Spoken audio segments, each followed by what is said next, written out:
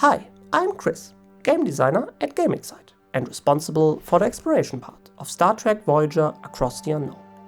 In this video, I'll be your trusty Delta Quadrant guide and tell you about the system and sector maps, as well as the overall structure of the game. For Across the Unknown, we took inspiration from classic space exploration and ship management sims. And while you may choose to replace sectors to explore the different narrative paths or outcomes, the game's structure is built around steady progress, rather than constant failure and restart. We want you to feel the weight of your decisions and make do with your current situation, all while depicting the harsh environment of the Delta Quadrant. The game features 12 sectors on your way home, each consisting of several procedurally generated star systems filled with a plethora of resources, hostile encounters, mission locations, and events. Once you enter a new system, you should start by scanning your surroundings. This will give you more information about the different points of interest and help you to locate important resources. When setting a course, you should choose wisely, as movement passes time in the form of cycles, consuming resources such as deuterium or food, and most likely affecting your crew's morale, which, when it falls to zero, means it's game over. On your way through the Delta Quadrant, you will encounter some systems that feature additional hazards, such as asteroid fields or neutronic storms.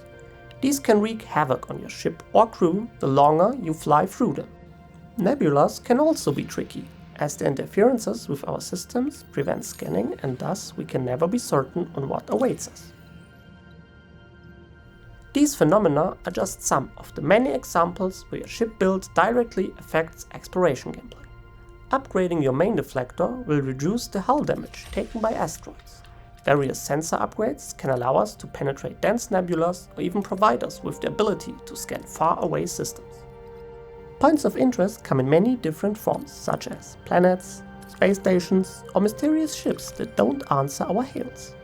They can host main or side quests, repair or trading stations, or random encounters that require a quick command decision.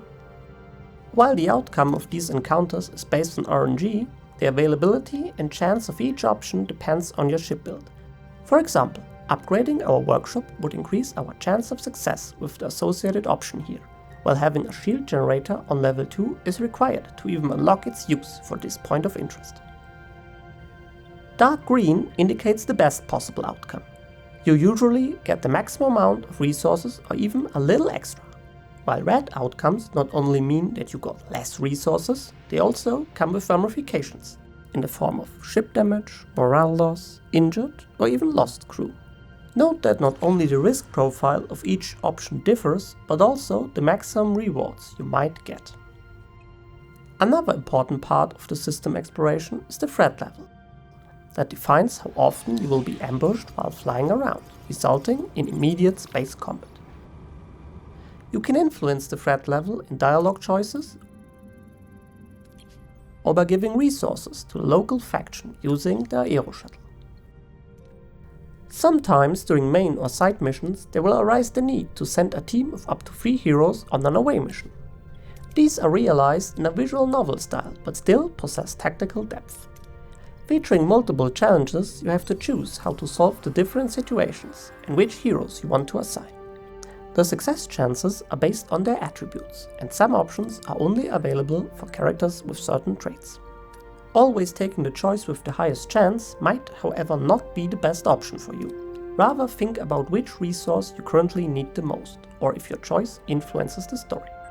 Also be careful when using the same heroes back to back, as they get fatigued, lowering their attributes for the next challenge. And if the challenge fails, heroes might get injured or can even die. You may progress to the next sector after completing the main mission, but often have the choice to remain in the sector longer to continue exploration and gather additional resources. But beware, your crew grows increasingly restless if you stay longer within a sector, dragging down your morale. While you can counteract this with morale increasing rooms such as the holodeck or unlimited replicator rations, these require deuterium to power, increasing your pressure to find more and more resources. Ultimately, our design goal was that you can hardly explore the whole sector. Instead, you have to balance the resource gathering against the morale of your crew. This makes it an important decision when to move on. Thank you for watching this video, and we hope to see you in the Delta Quadrant soon.